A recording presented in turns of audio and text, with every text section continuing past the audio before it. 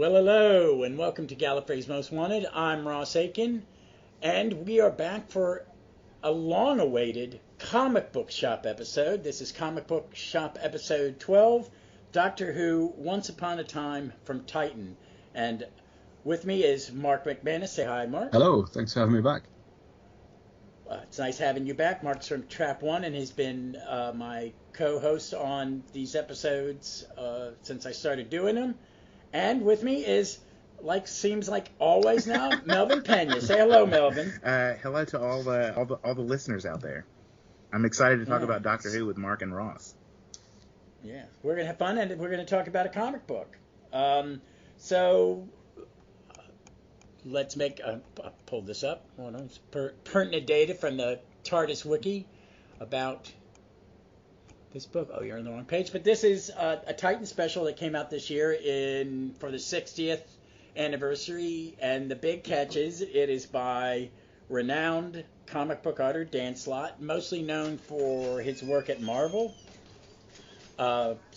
Superior Spider-Man, Fantastic Four, She-Hulk, and several others. He's definitely sort of the Stephen Moffat of Spider-Man, definitely, because I think at this point he's written more Spider-Man than anybody else in history. Oh, not even close. He's not even the top 10. No, he's written most in the last maybe 10 years, but I would think it's probably Dave Michelinie or Jerry Conway, who the head writer on Law and Order. He wrote it for a long period of time.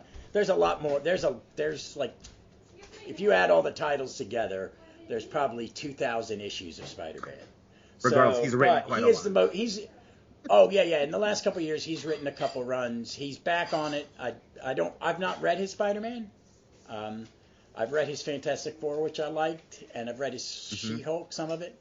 But the books he's written are not books I normally read. I'm not a big Spider-Man reader. I jump in and out when he's doing it. I do want to read Superior Spider-Man. He's the man that killed off Peter Parker and put the brain of Dr. Octopus into Peter's body, and he was the Spider-Man for about 2.5, 3 years. It was a while. And I read it, he was in the Avengers. The character was in the Avengers when this happened, and I kind of liked it. And I read, he did a spin-off where it was just Doc Ock in a cloned body of Peter living in San Francisco, being the West Coast one, and it was fun. Dan Slott is a renowned comic book writer.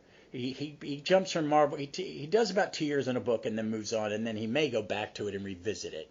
But he has an idea. He plots something out. He's really good at that, and he's got a big following. So it was a big get for Titan to get this. So Melvin, before you were talking about this he had to get special permission to do this. Is what you read. As far as I know, I think he has an exclusive with Marvel, so he had to work a contract so that he could do something outside of the Marvel umbrella, which is Titan. Yeah, and what I liked about this volume was you had Dan Slott, who is Marvel. You had Christopher Jones, who's done some of the best Titan stuff. Me and Mark covered two of them, Heralds of Destruction and something else. What was the other one, Mark? He definitely wrote the third. He definitely did the art, for the Third Doctor and the Seventh Doctor minis. Yeah, that's a. So I forget it was a 3-part one by Ben Aronovich and Andrew Cartmel, wasn't it? And it brought the Countermeasures team back. I can't remember the title of that one, but two brilliant examples of Titan comic. And Heralds of Destruction was the Third Doctor one with the return of Salamander, or was it? I'm not going to spoil it, but go back, listen to our pod, read it. It's probably that is probably one of my favorite Doctor Who comic stories of all time. Mine too. Yeah, and the Eighth Doctor one, I really fell in love with Christopher Jones' stuff now that I kind of could put his name to a style and to stories, because he's really good, and he writes and draws it, and there are not many of those comic creators around anymore. In the big two, there definitely aren't. They don't like to have one person do both. He definitely didn't do the Eighth Doctor one though. That was a different artist. No, he didn't do it. This was 7th and 3. is the two that I can remember. But for this book, we've got two other artists as well. Yeah, and we got Mike Collins in the back. Mike Collins, who I have a bunch of his art framed and hanging up on my wall. And then the Martha story parts in the primary comic are done by Matthew Dow Smith, who did a bunch of the IDW Doctor Who. He did the stuff I liked. We were talking this a little bit about that IDW for me was a little bit hit or miss. But the issues he did, if I didn't like the writing, I still loved the art is lovely. So I was, and it's not it's very different than what I like is that the art styles are different in different sections, and I really like that. So let's kind of start with the first one, Fireflight, which is the main story of this. It's basically the Doctor there are these monsters, the Prometheus, and he tells every companion, this is how you're going to deal with this monster. And we get this great 2-page spread showing every Doctor saying there's something you have to do, but never telling us what it is. I love this. I loved every bit of this. I fanboyed on these 2 pages probably more than any other bit. It's a really beautiful spread, isn't it? The way they've got all of the Doctors up to the 10th Doctor, and each one of them is telling a companion they've got to be really wary of these monsters. They're even sort of older than the Time Lords, I think is the suggestion. You get to see loads of different TARDIS consoles, but then there's really clever design where the Doctors that share a console, so like the 5th, 6th and 7th Doctor, the panel is split, so you've got the whole console, but you've got it split into 3 panels.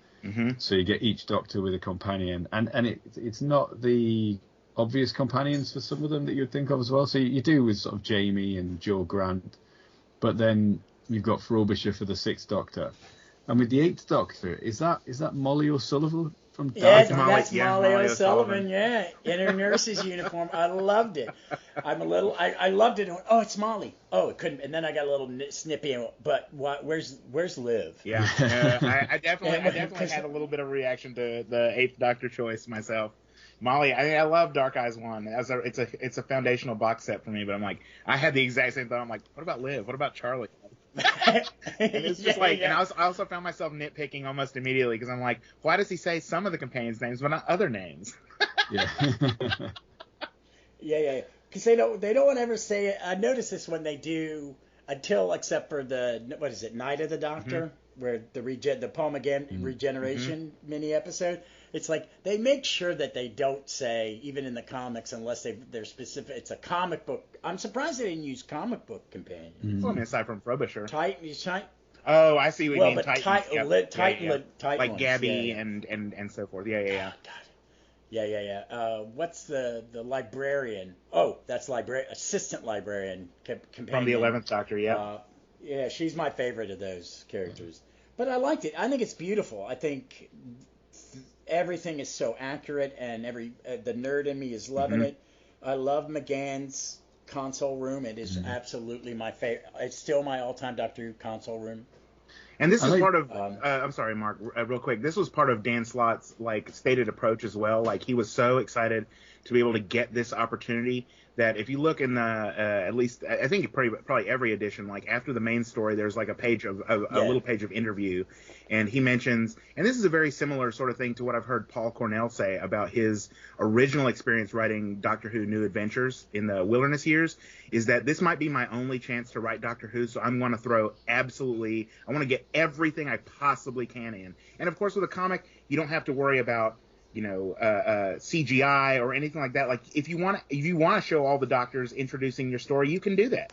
So it's wonderful to be able to do that, to indulge, the desire to have a little bit of everything. I'm sorry, Mark, I cut you off. Yeah, it's great because it's the anniversary as well. So having all the Doctors up to that point is really nice. And I like the idea that these aliens gifted fire to all the sentient races. But it wasn't just kind of a philanthropic thing. It was because fire encourages storytelling. And then, of course, the other thing we got in the 60th anniversary is Tales of the TARDIS, where the TARDIS creates a miniature 13th Doctor console room because that's like the closest thing that looks to a fire. Yeah. And that encourages the companions to sit in the armchairs and tell stories. So it's kind of an inadvertent nice link to the wider 60th anniversary as well. I hadn't even made that connection, but there was a tweet I saw, and I could not find it to save my life. But Dan Slott actually pointed out, and he was being cryptic about it because, didn't want to ruin his comic story for people. But he said that there were like strange dovetails with what happened during the 60th celebrations and his comic, even though the comic was written. Like, it must have been written 2 years ago at least. Right. But one of them was because Martha, or the doctor at some point talks about the gravity of the situation. So he was like, he obviously couldn't have known that would be a sort of joke in the 60th and going forward. But you're probably exactly right. I think that idea of the fireside storytelling, that's lovely that you caught that, Mark, because I hadn't even put that together. But that's a nice dovetail as well. Yeah, that is that, because now that you say it, I go back and look, because it was that little in front of him was just the little bit of the TARDIS console, wasn't it? That the tip of it. So that I like that. That's a good thing. And what made me think of this, and I cannot place. I don't know if it's I'm pretty sure it's a short story or a short trip. I don't know if it was an audio or a short story. Where Barbara has to tell stories to an alien to keep him alive. And what's the Arabian stories that Sherazad, who she has the Eighth Doctor references that here in this first page, but I know exactly what you're talking about. It's the 1001 Nights, the big finish with Nyssa, where Nyssa has to keep telling stories, and that is a great big finish. Highly recommend that. And that's. So it's an old. It's kind of an old. I know Slott had to have that in his mind, is because Martha has to tell these stories. And I like it, and I like how they have different the framing sequences by Christopher Jones, and we get it. And let's talk. I want to talk about Martha, because Martha does not get the. I like that it's Martha. Yes. I like that was who. That was his because he says in that interview. This is a love letter to the RTD era, and it's Martha. He makes a point of saying, and Martha, because I think Martha was a companion who was kind of written off by fans, and it wasn't until either second viewings or something that people went, wait a minute, I like her more than I like Rose, or I like her more than I like this person. And it was nice to see her front and center in a story. What do you think about that, Mark? Yeah, I think that's right. She doesn't get a lot of expanded material, or expanded universe material in the way that a lot of the other companions do. Obviously, Catherine Tate's had the return of her character in the 60th anniversary. Billie Piper has come back to Big Finish and played Rose. But yeah, Martha does feel overlooked in that way. So it's great that she's front and center in this, and she's really holding her own with these aliens that even the Time Lords are afraid of. And cleverly kind of, weaving that story, which has stories within stories. And just reminding me there, as well, you're saying about that Big Finish, that's touched on a little in one of the Nest Cottage Chronicles as well. I think in the final set of those, there's Aladdin Time where it riffs on that as well. Right. But I totally agree. Like, I think Martha, and with both of y'all, that Martha feels like a very deliberate choice, because for my money, and talking about the reassessment that you were mentioning, Ross, like the more time passes, like, people have a variety of opinions about the 10th Doctor as, many people, it's their favorite Doctor. He's very much sort of a Tom Baker-ish figure as far as New Who goes, like the sort of central, the Doctor that people think of when people talk about Doctor Who. But it's one of the things where RTD, I think, very deliberately writes the 10th Doctor as a sort of, and I don't like using this word, but sort of a divisive figure, because he's not necessarily, even though he is a hero and heroic, like, he also has flaws that are very much on the surface. Like, it's not even a matter of interpretation. Like, he does treat Martha badly, like, in the show. Like, it's obvious. And it's one of the things where Martha, for that season of Doctor Who, which is like, it's season 4, right? Or season 3? 3. Season 3. Like, she very much is has to be the hero of her own story, because she is a little bit slighted by the Doctor on many different occasions. Like, there's the one eye roll in this particular story, in the backup story, where he mentions Rose, and she's like, oh, perfect Rose again. But she's always sort of like held up to an unfair lens by the Doctor. And I think that that's purposeful. I think that RTD wrote the Doctor in the Martha series to be a little bit abrasive, to be a little bit unlikable, to show what Martha could do on her own, because she's so frequently forced to carry the story, like in Human Nature, Family of Blood. Like, she is more or less on her own. In the 2-part finale, she again is more or less on her own, and they make reference to that at the end of this narrative as well. So I think it's a very deliberate choice to give Martha, especially during the 60th anniversary, a time to shine. So it's a very canny choice by Dan Slott, and I really had a lot of time for that. Mm-hmm. No, I agree with you when it comes to her arc in that. I think it was planned out that she was going to be the one that goes, I'm just leaving because I'm needed elsewhere. Yeah. She starts with some unrequited love, but she goes, thank you for everything, but I don't need you to be me. And I think that's what makes her such a great companion. And he's grieving, he's still got his post-traumatic stress, and he's grieving Rose most of that season. So I think you're right, and I think she is such a great companion, and she does carry stories, and even when they brought her back in the next season with Donna, the Doctor's daughter, she goes and has her own adventure. Mm-hmm. Donna's there to support the Doctor. Martha has her own little side adventure crossing the wasteland with the fish person. But the way that Dan Slott writes her in this story, like, again, it's like it seems perfectly of a piece with her era. The way that she's characterized, the way that she's written, the way that she is just unflappable. When she, like, 1 minute is at the little puppet booth, and the next minute she's in the pyrometh realm. I thought it was an interesting Freudian slip earlier, Ross, when you called them the Prometheans or Prometheus. But there is that idea, like, that he brought fire, much like the pyromeths. So, like, that is a fun sort of dovetail as well.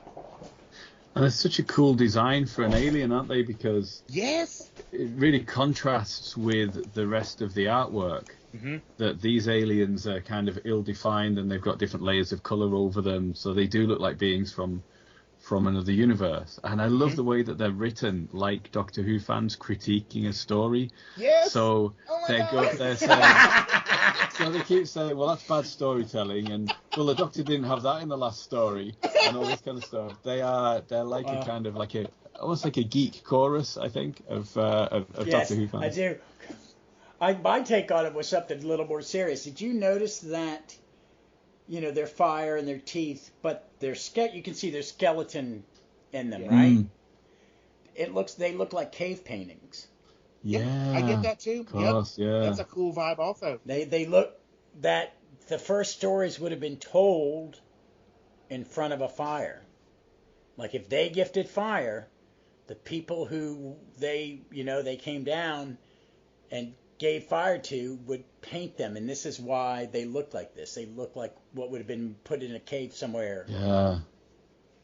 I think some of my favorite panels, I think it's like 3 different times through the issue, there are a sequence of panels where it's like one right next to the other, where it's the pyromeths and then Martha. And Martha, because she's standing where she is, not only in front of the fire but also in front of the pyromeths, has this sort of like shadowing on her face. But they do it like I said, it's like 3 different times, and those are 3 of my sort of favorite panel sequences in the issue, where it's the pyrometh's face and then the Martha face, because you do get that juxtaposition of the ill-defined with the very very linear image of Martha with the shadows cast across her face.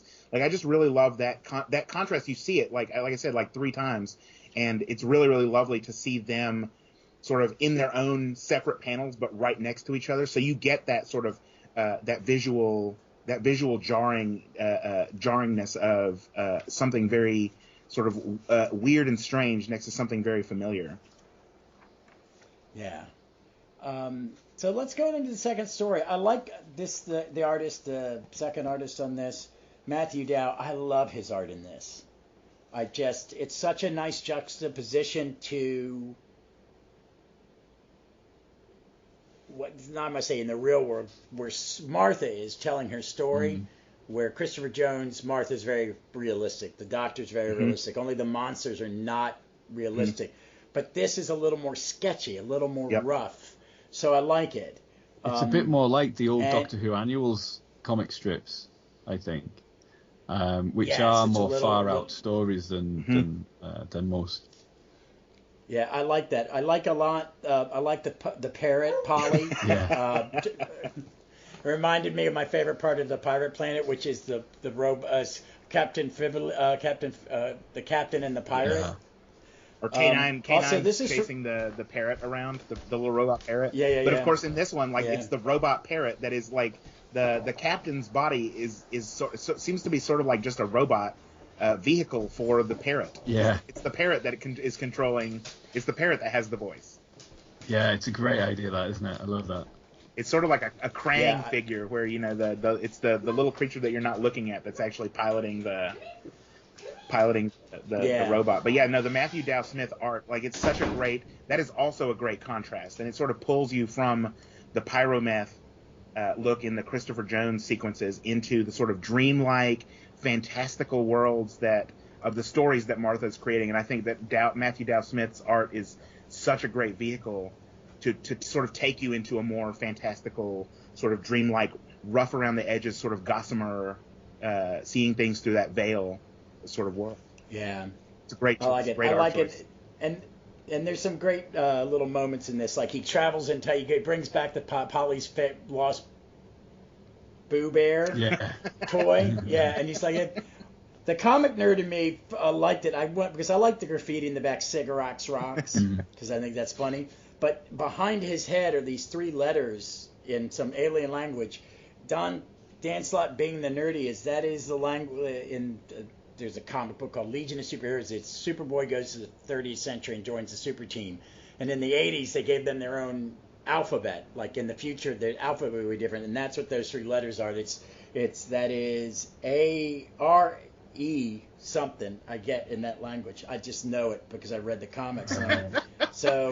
So either Matthew Dow is a huge Legion of Superheroes fan, or Dan said, put it in. I want all the graffiti in this instead of in What English. page is this for you? On my Kindle, this is, it says location 10 of 62, so that's either for me, I think, page 10 or 11. Just so that people... It's right. It's the panel right next to where he's giving Boo Bear back to I know which one you're talking about, just for the listeners out there, if they want to flip to the page. I think it's 10 because I think yours is counting from the title page. So 2, 4, it's 10. I think it's 10. My pages aren't numbered, but yeah, they're not numbered in ours. Yeah, it's not numbered in the book. So just to give people an idea of what we're looking at. Yeah, but it's fun. I like. There's a lot of. He's putting in fan stuff like why the TARDIS can be moved sometimes, why it can't. He's like, okay, it's always bugged me as a kid when I was a kid. Now I'm gonna make an explanation. And use it as a plot device. So, because it's from a Peter Capaldi story, isn't it? When he says about the weight of the TARDIS, and he says if it had its true weight, it would crack the surface of the Earth. Which was a Capaldi ad lib. I think he changed the original line. They originally said it would sink into the Earth, and he came up with that it would crack the surface, and it's a much more evocative description, I think. If memory serves, that I think that was it's the one with the shrinking TARDIS. So I think that's Flatline. Yeah, I think it is. Yeah. Yeah, I love. But this is potentially the other dovetail, I suppose, with not with the 60th anniversary stories, but with the Church on Ruby Road, because the way the Doctor increases the weight of the TARDIS as part of the solution here to capture Troutanicus, which is this enormous space fish. He's a little bit like the gloves, isn't it, in the Church on Ruby Road, where the Doctor is able to increase his own weight to pull the Goblin ship down. So it's another potential kind of dovetail with what we've seen on TV in the recent specials. Yeah. I do like this as kind of like a Moby Dick story, and I'm glad the Sycorax are back. Because I did like that. I was always wondered why they never came back. You could have them back. As much I'm sorry, go ahead, Mark. I think they appeared in Big Finish and a Doctor Who magazine story, but there's no repeat TV appearances for them. I was just going to say, as far as the Sycorax go, and I know that, as you pointed out earlier, Mark, I absolutely love that throughout this tale, with the Pyromeths at least, that every time that they interject into Martha's stories or interrupt her, like, you absolutely get the sense that, Dan Slott is he's 100% mocking fans on Twitter and, like, Gallifrey base or whatever. Which I feel seen, because that's one of the things that I want to do is, like, nitpick a little bit, which is that the Sycorax, like, if this is during the David Tennant run with Martha, like, you'd think that they would talk to each other so that when the Doctor appears, like, they would be aware that this guy, like, is very ruthless. But they seem not to recognize him. They got blown up though, didn't they? Yeah, they got blown up at the end of the Christmas invasion before they could get home. So I guess that's if they didn't send a message. So maybe they didn't get a chance to spread the word. I did consider that. But I'm like, yeah, no, I'm just as bad as the fans that he's making fun of.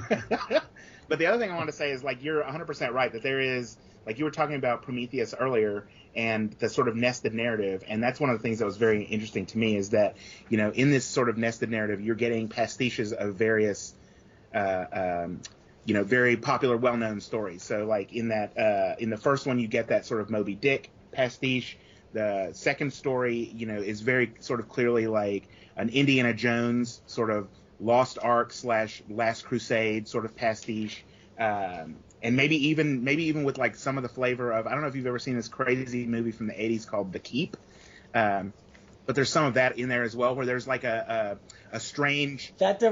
Is that the Singer movie with Ian McKellen and the castle and the monster? It's not Ian McKellen, but you're 100% right the rest of the way, because there's it's at a strange sort of Eastern European castle where the Nazis are looking for a piece of occult technology to help them win the war, and like everyone who goes in, like, no one comes out, because they just go deeper and deeper into these recesses of, like, strange realms. So I got definitely some of that as well. But I also love that again, that you're getting, this is a story about telling stories. So you get the Scheherazade stuff, but you also get these sort of repeated, very popular sort of larger sort of narratives that anyone can sort of grasp onto. So I like that too. The hint of Pinocchio as well, isn't there? Yes. Ending up inside the giant fish. Yes. Or the story of Jonah in the Bible. Yep. Mm-hmm. But I love that too, because Dan Slott, again, he's a very, very good storyteller. He knows what the sort of archetypal narratives are, and I love that he can not only pull from everything he knows and loves about the RTD era of Doctor Who, but also storytelling in general, going all the way back to, and again, like the Prometheus reference that you made, sort of unwittingly, Ross, like, that is like a very foundational. It is one of the foundational stories of in the Western canon, is like, the god gave fire to humans and everything that came after that. Yeah, I was while we were talking, I was looking at it because I'm thinking about the next one, because it's definitely Indiana Jones. Mm-hmm. Yeah. But I want to see if this famous archaeologist was a real person. Oh, no, person. I looked. Yeah, no. You looked? Yeah. Okay. But she's wonderful, and it's so weird that in only a few panels, her name is Dr. Rana Rashad, and, like, it's strange, but, like, it's something that we get in Doctor Who sometimes, where, whether it's only one episode or a few scenes, and here you really only see her for a few panels, where you're like, I would really love more stories with these two people specifically. Definitely. Because she's so evocative. Yeah. Yeah. For a second, I thought it was going to be River. And then in the first panel where she's taking off her disguise, it looks like she's got an eye patch. And I went, is that the woman from Good Man Goes to Madame War? Kabarian. Yeah. Yeah. But then when he said it, they're using a real person. And I never could find her. I did go looking. looking. Yeah. But yeah, no, she's really sassy. She's really confident. Like, she and the Doctor, like, have instant chemistry, which, I mean, I don't know whether, how much of that is, the script, how much of it is Matthew Dow Smith's art, how much of it is just the way that the character comes off in relation to the Doctor, but it's really incredible that you get, a very, very short story with her, and she, like, makes such a big impression. Yeah, I really like that. That in 6 pages, you get you feel like she'd be a great traveling companion for the Doctor. That companion audition character that I think, and we see way more in modern Who than in old Who, where the Doctor's like, oh, I could travel with you, and they let you know. And I thought it was great. This was my favorite. This is one of my favorite sections because I would go for a mini series, a 4-issue arc of any Doctor drawn by McDowell in this kind of setting. And it's cool too because Doctor Who obviously and he makes that little reference to, I point and laugh at archaeologists from the Forest of the River Song 2-parter, the Library 2-parter, and there are other characters like this, like Benny, Bernice Summerfield, River Song obviously, but that's the other thing is because we have other characters like that, you really have to distinguish yourself as a character, and again within the very, very short time we get with her, she is super, super appealing. Yeah, and I do like that on that the bottom page where you got the Christopher Jones panel with the things and their complaints. What? So he showed her a blank card? Yeah. Now she trusts him? Did he have that in the first story? And Martha's like, that's the Doctor's second paper. It shows you whatever you need to see. And then under breath, yeah, but I didn't bring it up because it wasn't important then. I love it. She's just like Christ on a I mean, I think that's a little bit is this Slott thinking about what are the actors thinking about when they're being asked some of those, kind of off the weird convention questions. More of a comment. They're always so polite. and they're always so polite about it. But you're wondering what they do when they cover their mic and they talk to their buddy like. So, and that's the other thing about Dan Slott is he is such a mischievous writer because he can do all of those things at once. He can tell a story, he can make fun of the reader, he can make fun of Doctor Who fans, he can pay homage to the past history of Doctor Who. He's so deft at these things. And the most mischievous thing, I think, is the second use of the psychic paper, which is to solve the riddle that Sutek gives. It's brilliant. It's such a cheat. It's brilliant. It is. It's the Doctor cheating. Is this the answer? Yes. Good. Yeah, but I'm also shaking my fist at Dan Slott because I want to know what the answer to the riddle is. And he didn't give it. I'm like, God. No. And I read it again because I read it when it first came out, November, and I read it again today, and I thought, and I couldn't remember. If I remember this, it's a famous riddle. Oh, it's a real one. It's a real riddle, and I didn't even bother to Google it. I was just shaking my fist because but that's the thing is you have these narrative expectations, that if you're going to set something up, that you will then resolve it. So and that is another thing where there's so many people on Twitter who will make complaints or allegations of whatever kind against because they don't like the writing or that the story had plot holes. If you Google this, you will see that or if you watch the story, you will see that they do say that earlier in the story. Whereas here, again, it's raising those expectations and then absolutely undercutting them because I'm not taking the time to actually Google the riddle. So who knows? Maybe it is a famous riddle. I don't know. But I did know the Sphinx one, which again, my little Doctor Who pedant voice was well, if they're only doing 4, 3, 2, why are there 6 pillars? If they only need to jump on 3 numbers, why are there 6 pillars? Which again, I don't think I think is specifically there to make Doctor Who fans go, yeah, but you're not doing this right because you're saying there are 3 numbers, but there are 6 pillars. It's weird because I love the Pyramids of Mars, and obviously I think Dan Slott does as well, because this is the only thing that really doesn't, apart from some very small things, that doesn't come from the 10th Doctor's era. So he's really kind of showing his love for an all-time classic story in amongst this, and it's always great to see those kind of mashups as well of a Doctor meeting an old villain from the classic series, and they're so just visually interesting, and they always have a great time drawing the Sirens and the Siren ship and Sutek and all that kind of stuff as well. I love the ship. Yeah. As a sci-fi ship nerd, I'm always in Star Trek when they have a new ship or something like that, and Doctor Who too, because I think in modern Who they've done some really great ship designs. But I love it, and I like I'm that. I'm a huge Stargate fan, so I loved the, and it's usually the first primes or the guards that wear the giant helmets.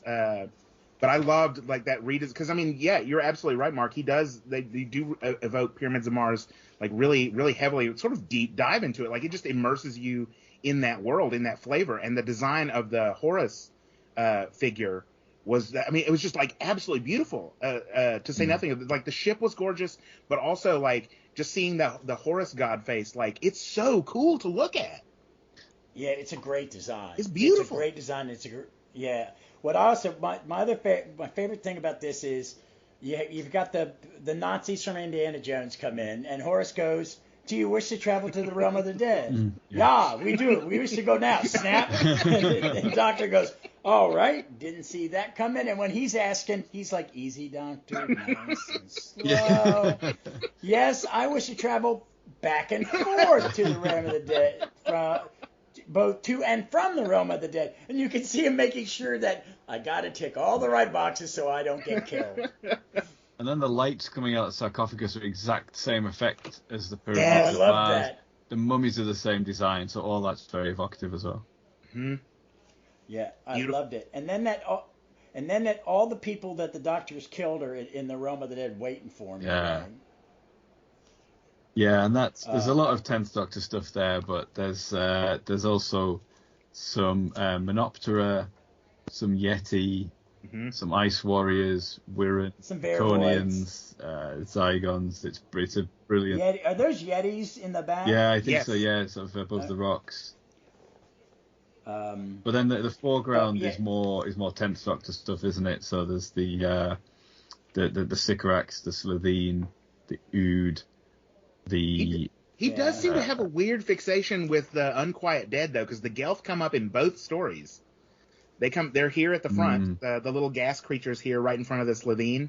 And this is for me page, and y'all know what you're talking about, but it's like page 37 for me, or 38. But then they're evoked also in the Ninth Doctor Rose backup story when he's like, the TARDIS can translate Gelth. So it's just interesting. It's interesting to me that they would get name checked twice. So he must really enjoy that, the Unquiet Dead, which, why wouldn't you? It's a great story. Simon Callow as Charles Dickens, gorgeous. Yeah. Oh, yeah. But I like what we get to see, what is it, Mother Cast? Matron Cast. The werewolf from Tooth and Claw. The Ooder from Impossible Planet, because they're talking about the Legion of the Beast. Lumic as a cyber controller. That was kind of, and that was a really cool thing to me, because it did force me to go and look up in the Wikipedia, because the wolf plays such a huge role in transporting. He almost is like a Man Thing kind of figure, Ross, if you follow my logic, where he can he is like a vessel to transport you from Werewolf by Night. So, yeah, he's a vessel to safely transport you from one place to another. But I had to look it up, and I was kind of surprised. As many times as I've seen that episode, that character has no name, which is really incredible. Like, to give a character like that, who has such a prominent role in that episode and is such a source of, like, both angst and sort of catharsis at the end, because he is himself sort of a victim of forces beyond his control. But to make this the comic itself, like, so centered on Martha and the Wolf, both of who are characters who are sort of like undervalued a little bit, just in terms of, even to the point where, it really surprised me that the character of the Wolf had the character has no name. It's just they call him the host in the episode.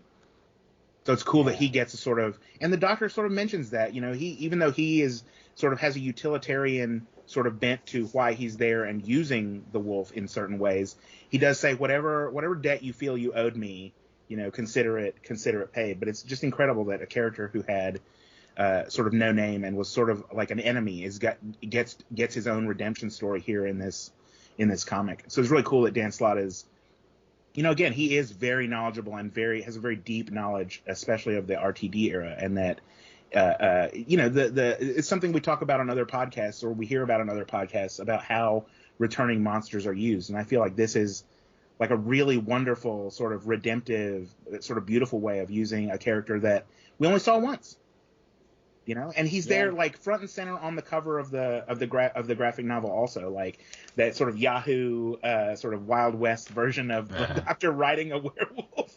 It's incredible. It's beautiful and weird. I love it. It's very Doctor Who. Yeah. Like we get back the Empress of the Arachnos and her children. And I love this section where the end of the story being told morphs into the end of the story. Yeah. Yep. It's such a brilliant ending. I look the Arachnos as well. The design absolutely beautiful in a giant web, and the way that her dialogue is in a different font and in red is excellent as well, because she speaks in a very kind of hissing, stylized way.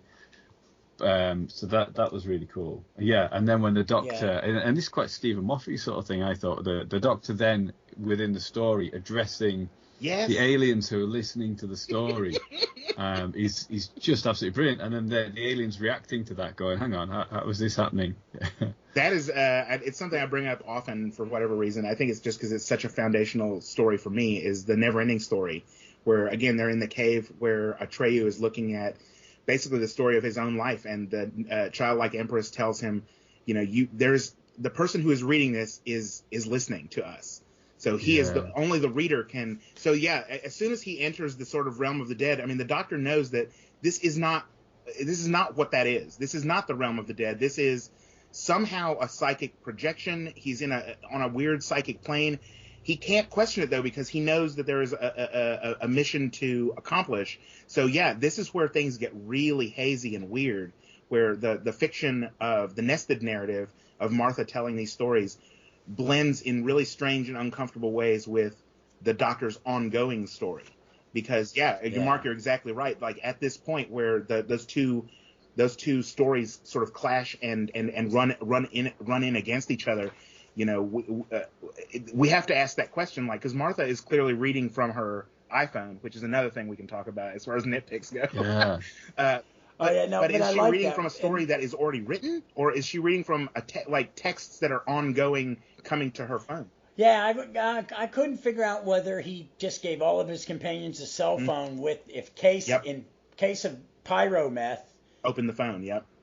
Open the phone. But what I like is it's another very Moffat thing is you see the TARDIS arriving by the campfire and him just standing outside the door going, hello. Yeah.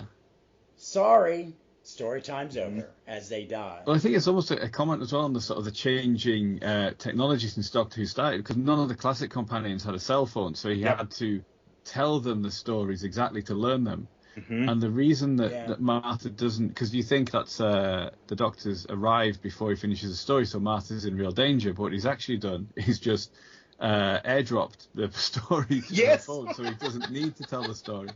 And it kind of reminded me a bit of, in Human Nature and Family of Blood, when the Doctor leaves all those instructions in the TARDIS for Martha, even though he wouldn't have had time in the flashbacks to have recorded that, because they're really frantically trying to escape, and then he quickly pulls the kind of coronet thing on and changes.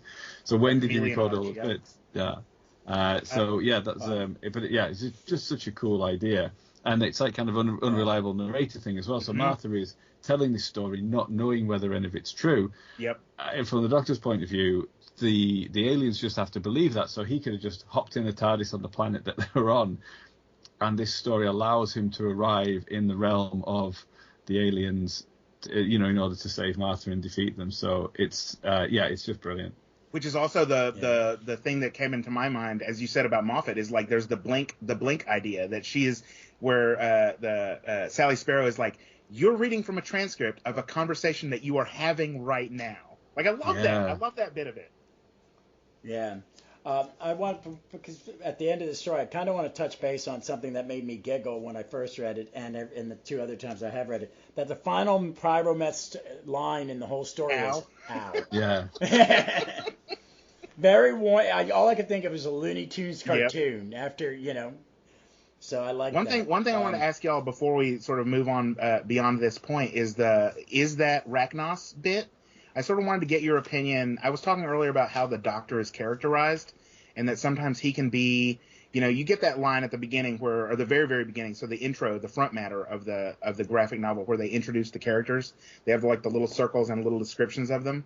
And under the 10th Doctor, it's like never cruel or cowardly, which I mean is a very famous line. But the 10th Doctor can be a little bit ruthless sometimes, which sort of fuzzies the line for me about that sort of characterization of him as sort of a faultless hero. But that part where he's talking to the Rachnos and sort of striking a deal with the Empress and says, look, shortly before I killed you, I killed all of your children, so they are here in this realm with you. I just wanted to get your sort of take on that line, because that it sat weird with me, and I think it's supposed to. Yeah, because what he says is you owe me because I reunited with your children when I killed you. It. And she says the problem with that is that you don't believe this is real. Whereas what you'd expect to say is the problem with that is my kids are only dead because you killed them first. Which is, it really highlights that it is one of the most ruthless things. And obviously the point in that story, The Runaway Bride, was to show that the Doctor needs a companion because otherwise he'll, he might go too dark and become too ruthless. But yeah, it really highlighted that aspect of the character, didn't it? That he not only killed the alien queen, but all of her babies as well. To say nothing of the Sycorax, because, in the Christmas invasion, one of the sort of lines that gets overlooked the most in that, especially because he has so little screen time, is no second chances. I'm that kind of a man. Yeah. So, it's weird that this story should be bookended with the Sycorax and the Empress of the Rachnos, two enemies to whom he showed very little pity. Yeah, I'm not going to try to guess what Slott was doing. He may be going, hey, I don't like that aspect of it, so I'm going to put a little more positive spin on, because he is, when me and Vic were covering this era, it really struck us when people go, the Doctor would never do that because they're pacifist. And the definition of pacifist is you do nothing to harm anybody. You can't instigate someone else to do it. And the Doctor will instigate someone else to save themselves. And if they have to, he would be upset if they have to kill somebody, but sometimes he knows, like, they're going to have to destroy the Daleks. They're going to have to kill the monster. They're going to have to do it. He's not going to do it. So he's not really a pacifist. He's definitely a pragmatist.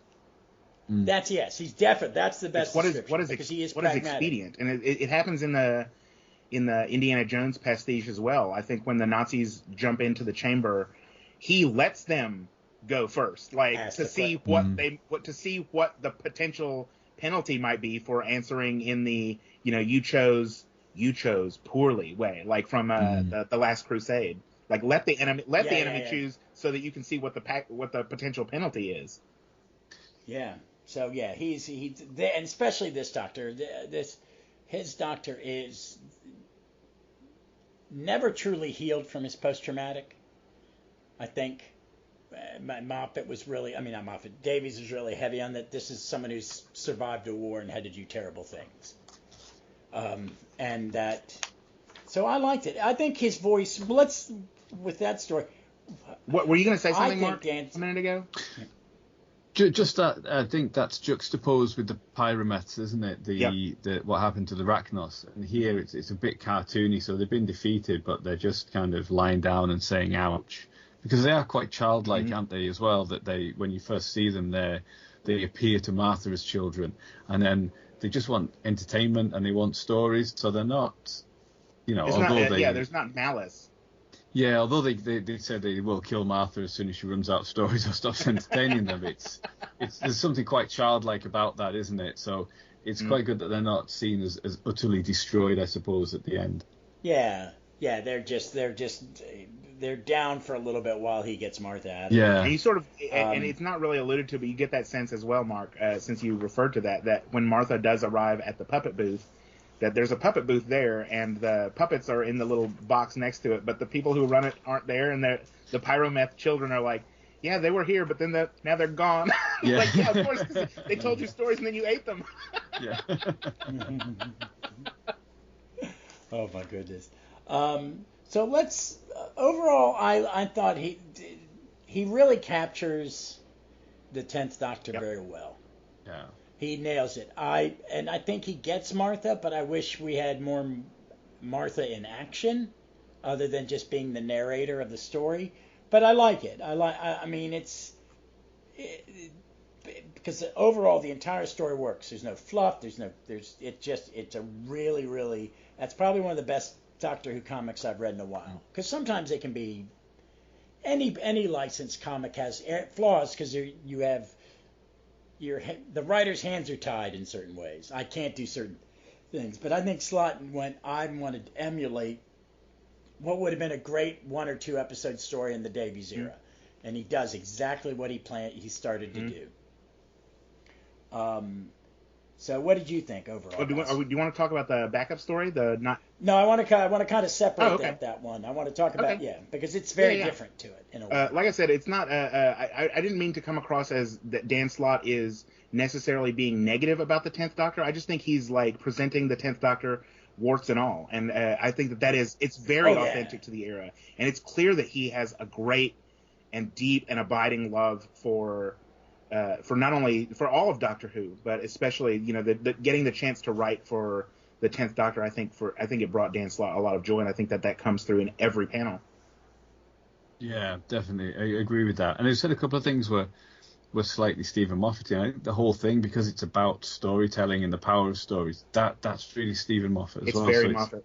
Yeah, it's almost it's almost like a Moffat story of the RTD era with the characters and trappings of that. So yeah, I mean, if you mentioned he's coming back for another special, I'd love to see him tackle the 11th or the 12th Doctor next time. I think that'd be really interesting. The only thing I know for sure, again from revisiting the tweets, is that he mentioned that he had an idea, and this was a few months ago, I think, on Twitter. Dan Slott saying he had just had an idea that he had pitched to his editors that they were like all systems go for a 13 and Yaz story. So, but I think that is has that planned as the backup for the next special. Right. That'd be great. Yeah. That'd be great. So let's talk about the second story, which it's framed by Martha and Ten, but is to do, since he's doing a love letter to RTD, you can't do RTD without Eccleston and Rose. Mm-hmm. I love this one for a whole bunch of reasons. One, the pterodactyls. Yeah. And a different artist for this one as well. Yes, and the reason I kind of want to separate this one, I think Slott asked for this artist for a specific reason, because this feels and reads like a Doctor Who monthly comic, and it's drawn by Mike Collins. He's drawn most of them for the the last decade. Mm. Yeah, he's got a lot under his belt, hasn't he? Yeah, he's done a ton. I mean, most of the collections I bought in the last 10 years are by him or Martin Garrity. So it has that feel. That's what it feels like to me, that this could have been in Doctor Who Monthly. Yeah. And it's specifically done. And I think, am I wrong? I mean, it's a very short story. You get it all in. Yeah, and it's just could be fun. a one-issue one, couldn't it, in Doctor Who Monthly, or just over a couple of months. Mm-hmm. Yeah, because they're about 10 pages long, and it's very different than some of his other art. I mean, I can tell it's him, but I don't know if it's because it's finished by somebody else. It's super bright and super colorful, and it's just like looking at it brings me joy. Like it's a fun story and it's a funny story, but like even looking at the pterodactyls, like the way that they're colored, sort of like rainbow trout, it's very different to their TV appearance, but like they almost sort of shimmer, and it's really like you almost there's almost not any like sense that they are necessarily sort of the enemies, as much as like this is sort of a fun adventure we had with them, even though they're trying to turn the planet into like food. Yeah. No, I did like that in the coloring, where it's got that kind of rainbow effect when you look at fish out of water or light hitting their scales, that there's a rainbow effect. And it's great to see them, because they were such a lovely design for the head and everything, but as a costume they were so impractical and limited in their movements. So to see them crouching and floating in zero gravity and having that physicality in this story is brilliant. Like they really, really suit comic strip adventures. It'd be great to see more of them as well. And then the whole idea of the story could only work as a comic strip. So using the form and the medium like that to so cleverly is brilliant. Such a great idea. Especially when the Doctor and Rose are doing the ad hominem sort of attacks. Like that is, again, it's like it's so specific to this particular medium, because it's sort of like you are forced in a way to read it out loud, which is super fun because it's a very sort of tactile, engaging, like, it's weird for like a book to say this about a comic book, but like it feels very hands-on. You are involved in the story in a way. Yeah, and just taking that one idea about the TARDIS translation circuit, because it's telepathic, and then extrapolating that and how you could use just a brilliant idea, just a fantastically imaginative take on it. Yeah, I loved it. I also like, and I didn't catch it until I reread it today, is the tagline is after they finish, they go get a soda, they leave it, the name of the shop is Local Shop, which I thought was funny. And then Martha's saying as they leave, come on, Doctor, you really think that instead of finishing my exams, I'd just walk around and tell stories about you all day? And he goes, you never know, stranger things have happened. And it was like, okay, I love that. Because I love that that's how she went. I have a pet peeve with some of Modern Who where you have the big thing at the end and it's just kind of wrapped up because something magical fucking happens, but I always did, and Dr. Dobby takes me a little out of that two-parter because it's just kind of weird, but I do like that the power of hope that Martha teaches everybody on the planet as she wanders through a world on fire, saves the day. And of storytelling. That storytelling's important. But you're right. Yeah, kind of myths and heroes, yeah. I think that people like focus to the detriment of the story on the quote Dobby Doctor, when the main thrust of the story is that the Doctor is out of commission. Like, he is not a player. Like, what is happening? The story of that season finale is Martha's journey. Like, she's out there doing the work on her own.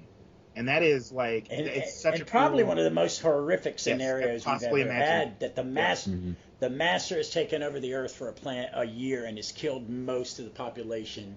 Is everybody's a slave? I mean, it's the Doctor's worst nightmares come true, and the only one who can save them is this young woman. Aside from the fact that her family is being held captive, like and tortured. Like she has every other reason not to do it to save their lives. She could choose herself and her family. And she leaves her family in that thing. And I think that's kind of one of the reasons she stays is I had to leave them in that horrible place and now they need me to heal. So but I like how it's just like a wink to that. Yes, we're not seeing what Martha's doing, but we're seeing what Martha can do with a storytelling. Yeah, and it's almost like this is giving the Doctor the idea. Yes.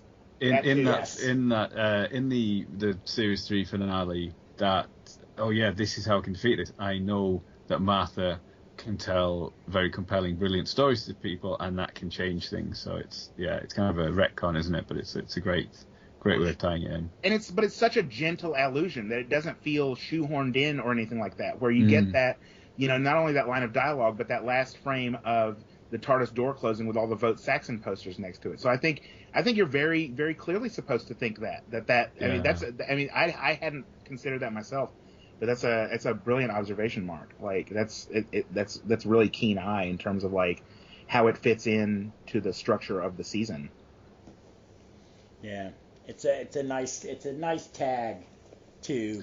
You have a story about storytelling, then the Doctor tells a story, and then you have Martha, this may be a weapon for the future. For me. It's so well thought out, the whole thing. You can tell that Dan Slott's been itching to tell a Doctor Who story, and he's come with loads of ideas, and it's just fantastic. Yeah. Really recommend this one. And I don't know about y'all, like I love The Awakening, and I just loved that. We mentioned the Pterodactyls earlier, but like every time I see them or hear their name, like I don't know about y'all, but that line is just burned into my memory from. I think it's from The Awakening, when the Doctor is like, the Pterodactyls mine Tinklavik for more or less the exclusive use of the people of Hakul. That's in the star system Rifta, Because I don't think they're in that story, but he mentions them. Like they're not. They're only in the visitation. And I always think of that line. Like it just pops into my head every time that. Like I just had it going through my mind over and over again, reading this little comic, and it just gives me so much delight. The craziness of that line.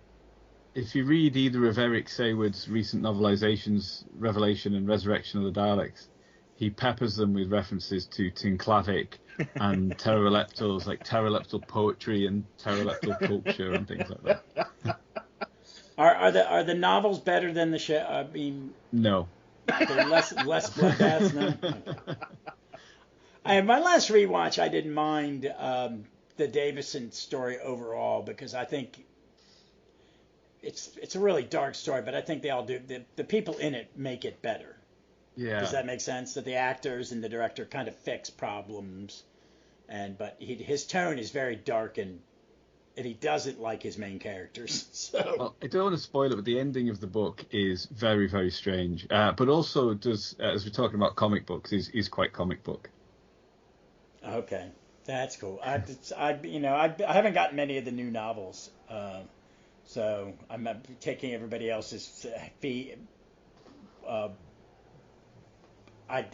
Their opinion on them, kind of like if I'm going to get one, I'm going to be very cautious. One of the other things, really briefly, is like Mark, you were talking earlier about how lovely and how much he leans into the pyramids of Mars in the first story. In this story, bringing up the pteroleptals, like it's another thing that like a little bit from the interview that's published in here. But if you've read other stuff, other interviews where Dan Slott talks about his love of Doctor Who specifically, that he lived in England for a time as a child, and that was his 4th, 5th Doctor era.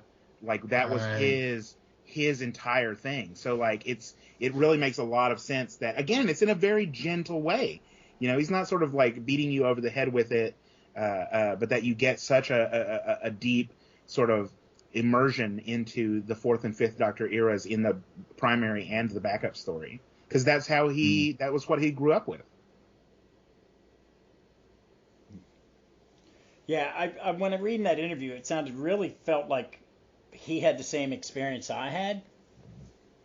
And I'm not sure where Dan Slott is from, but I have a feeling he may be from the Washington, Baltimore area, because the way he described it, either that or New York, because the way the stories were delivered. I could be wrong, but it felt like he was getting the same things I was before he moved to England, that you were only getting, because when I was a kid, until Maryland Public Broadcasting bought the omnibus, all you had was his first 4 Tom Baker seasons in a loop out of Baltimore. Yeah, I'm not sure. His Wikipedia doesn't really have any biographical information. It sounds like he was like me, but with his folks work for the government, and so you would go overseas. So right. Overall, I like this, guys. Overall, this was worth it to get. I mean, was this a nice little treat for the 60th anniversary? 100%. Yeah, I loved it. Yeah, one of my favorite Titans, I think. Absolutely. Like this was it was such a joy to read. And again, like we were talking before we started podcasting, and I do want to make an allusion to this, that Dan Slott has, among his other writings, there's a new omnibus version that literally just came out within the last couple months of his and Mike Allred and Laura Allred's run on Silver Surfer, which was a run, like you were talking earlier, Ross, again, before the show, about he tends to do sort of 2 or 3 year runs on a comic. And so that was he has an idea, and I'm done, and that's all I'm going to do. I love it. And so that's what that Silver Surfer run from a few years ago, it really is, because he had no idea that he would ever get the chance to actually write actual, like, literal Doctor Who.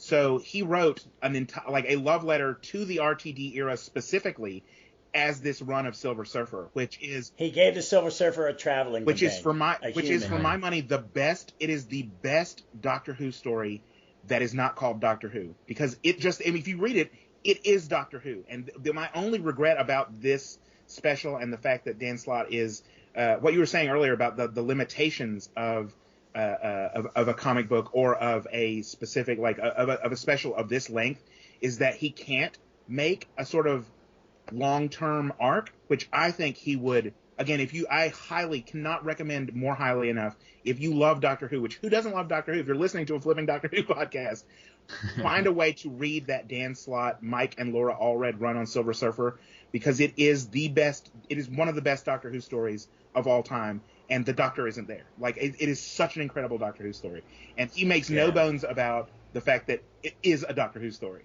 It's just not Doctor Who. Yeah. It was one of the selling points of it. But you can, and there's a lot, because I've eyeballed it. I just haven't pulled the trigger on getting it. I I'm not the biggest Silver Surfer fan, but their eras I like, and that's one that everybody goes, this is one you want. You love Mike Oldred.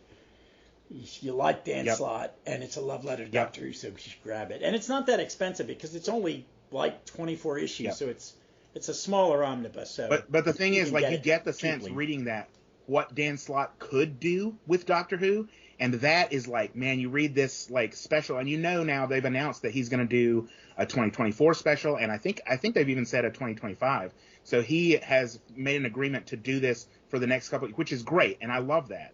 And he's going to get to write even more Doctors. But, like, again, I cannot encourage it highly enough for y'all to read, and especially the listeners out there, if you love Doctor Who, to read that omnibus, the full story of Silver Surfer that's written by Dan Slott with art by the Allreds, because it is incredible. Like, it is astonishing Doctor Who, and it's just not called Doctor Who.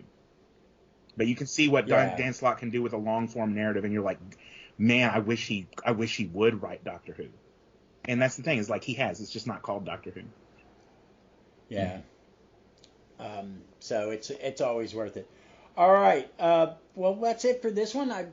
Let's plan another comic book shop now that I got a little more time.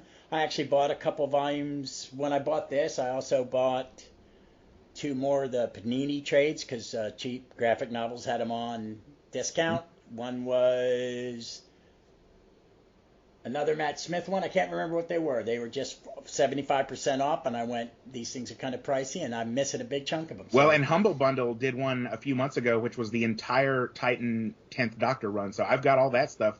If y'all ever want to talk about any of the Titan 10th Doctor volumes. Well, I have all those in floppies. I looked up that Humble Bundle and went, I have all this stuff. Poop. Why can't it be the stuff I don't have? Because I keep thinking about, because I've got an entire long box of that is almost all Doctor Who comics, and it's only the Titan ones because I've got all the IDW and trades. And I went, well, maybe I'll transition. I'll sell those and I'll transition.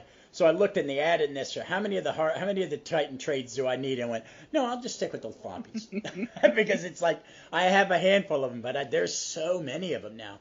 And you know what? They're worth it. They're not priced too high, and for the most part, I think Titan has done a good job with the license. Any problem I have with the more recent ones are, you've written it for the trade, and it's kind of doesn't read as well as a floppy, waiting a month in between. There's not enough, and that's my problem with modern comics as a whole, that the art form has changed to where you always had to write a comic that it could be the first time a person was ever reading it. So you had to make, even if it was part of a bigger arc, you had to encapsulate enough action and plot to be satisfying to a one-time reader. And I don't think they do that anymore because everybody writes for the trade. We haven't really talked about that particular aspect. And before we end out, I would like to ask both of y'all, like, how do y'all think that this would read to someone who had never, as a sort of first exposure to Doctor Who? Because I feel like, even though it is like very heavy with back references, I feel like as a story itself, like, I don't think anyone coming to this for the first time would have any problem following what's going on, or who the characters are, what the situations are, or why it matters. Like, I feel like it's another great thing about Dan Slott is, like, he sort of knows that this could be someone's first Doctor Who comic. I think for the most part they would get a level of enjoyment. I think us as fans get an extra level, and that's all he's done. It's just an extra level underneath that. It's, for the most part, they're going to go, oh, okay, these are monsters he's fate. And the reader may not know, are these monsters from the show, or are they just making them up for the story? There's no, there are no footnotes this story to confuse them. It's just the Doctor's meeting. These are all the people he's sent to death or whatever. Yeah, I think they'd enjoy it. Yeah, and I think that's kind of the way they formatted it. And Martha introduces the idea of the Doctor traveling and being a hero to the Pyramids as well. So you have that built in there. Yeah, so I think it'd be fun. I think it's a neat little thing. You could give a little kid this, and they'd like it. Also, like it that you could give it to a little kid, because another problem with some modern comics is they're not all ages. They're as close as they can, but some writers are little. They don't. They're writing for predominantly male and or, but it's more expanded, but people between like 18 and 30. And I think if a kid picked this up, this would be them learning what a homonym is, in the way that, as a kid, I learned what serendipity was from the Green Death, and in various words like that, that I think something like that kind of always anchors that story in your mind. Yep. Now whenever I hear the word serendipity, I think, well, when I was a kid, I know that from probably the Target novelization of the Green Death, I think. That's super cool though, Mark, because I know like a couple of times, and it was, just something that sort of popped out of Ross's mouth, so it was completely inadvertent. At the very beginning, he called the pyromeths Prometheus, and it's really strange because one of my very, very favorite books as a child, I mean, I had the little card at the school library where you would sign your name on it, and it was my name literally every time for like years, was Dolaire's Book of Greek Myths. And there's a section on Hermes in that book, The Messenger of the Gods, where it said he would put glib words into and it's just like, it's still burned in my mind from like age 7. He would put glib words on the tongues or in the mouths of politicians, is the quote. And like, that's the first time I heard that word. And it's like, it's stuck with me my entire life. So like, yeah, absolutely. Like this, I think that there's definitely an eye towards that as well, which is like having your eye on that kind of an audience while you're juggling everything else is like, that is, it's the work of it's something I've said on other podcasts, like about other creatives, that this is craftsman work, to be able to juggle all of those things. And again, like you say, have the idea that, this might be the first time a child sees this word. Yeah. I just caught something in the name pyrometh. Is pyro as in fire, and is meth as in addiction? Meth. They've got bad teeth. They've all got bad teeth. I googled that because I had never seen that necessarily used as a suffix, and I couldn't find it being used as one. So there might be that. That connotation I feel like is a little bit of a stretch, but it might be there because what you're used to hearing is math being the suffix. Like, in other words, like a field of learning. Like if you're a polymath, then you are knowledgeable in many subjects. So you're sort of, the expectation is that it should be pyromath. So it's just like learning about fire, I guess, or learning through fire. But like, yeah, who knows? I mean, I couldn't figure that out myself or parse it. It's interesting to think about. It just caught me that it was just like, what the hell is that, meth? Because I agree, because that's not the way it would be in Latin, with the Latin derivatives. I suppose you've had the pyroviles in Doctor Who, so you want something that sounds distinctive from that as well, don't you? Yeah. So, well, I enjoyed this conversation, guys. I'm glad we jumped. The first Comic Shop episode was going to be this book for the 60th. Since the 60th anniversary has now been over for a while, and we've had all that fun this year with the specials and Whoniverse and all that. I'm glad Titan did something, and I'm glad they did something very simple and sweet. Yeah. And and had a fan come in and write a love letter to the show. Don't do a big arc multi-doctor thing, which they do well. I think some of their multi-doctor stuff worked better than say IDW's did and stuff like that. But I think overall this was really enjoyable. Definitely. Yeah, really good. Right. I loved it, and I loved talking about it with y'all. Thank you so much for letting me be a part of this. Yeah, it's been a pleasure. Thank you. Hey, Mark, you're welcome. Hey, Mark, why don't you plug Trap One a little bit before we go? So we've got episodes coming up. Not sure when this one will come out, but we've got the final part of Once and Future. We've got a review of one of the those 60th anniversary books, where there's one for each decade.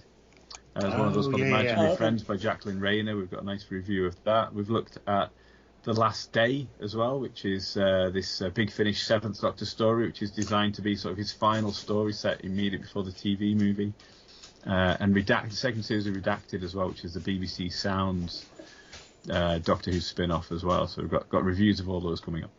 This is one of my favorite things, just briefly, about Trap One, is the breadth and scope of stuff that the podcast takes in, because it's not, I don't feel like it's stuff that a lot of people cover, and so I'm very grateful to have like that kind of stuff. And I'm also looking forward to, which you didn't mention, I'm hoping for like an update from Galley. Yes, yeah, that's definitely on the cards as well. Yeah, me and US Jason will be there, so yeah, planning to do a report from there. Yeah, I'm super excited about that. I love the stuff that Trap One does. It's like it covers such a range. Oh, thank you very much. Yeah. Yeah, because Mark, I use it. I listen to you guys reviews, talk about stuff sometimes because I've got limited finances. So what Big Finish am I buying? So I'll jump in and listen. Okay, they didn't beat this one to death. They liked it. And I actually just yesterday listened to the newest collection review. Was that season season 20? Yeah. Season 20. And I love those episodes also. Like, I very highly recommend our listeners out there. If you're just looking for a podcast that you want to put on and just like enjoy, like look for the Trap One collection sets, because that first sort of 15, 20 minutes where everyone is just sharing reminiscences of where they were, like what their memories are of watching it when it first went out. It's just so enjoyable. It's so relaxing. It's so ingratiating. Like I really love that particular segment of those collection box set reviews on Trap One. It's always like, it just makes me feel good. Even though I didn't grow up with that stuff, like it makes me think about the stuff I did grow up with and the feelings that I had. It's really lovely. Oh, thank you very much. It's very kind. I'll have to give that one because they finally announced the release date in this country for season 20, which is April 4th. So it's always that way. It's always about 2 or 3 weeks after they announce the next set for you guys. So right. So I'm excited about season 15 being announced. So because that's a season I really enjoy. Yeah. So, but I'm looking forward to seeing the 20th anniversary, season 20 Blu-ray set. I'm so super excited about it. So, folks, hey, as always, we look forward to seeing you somewhere in time or space.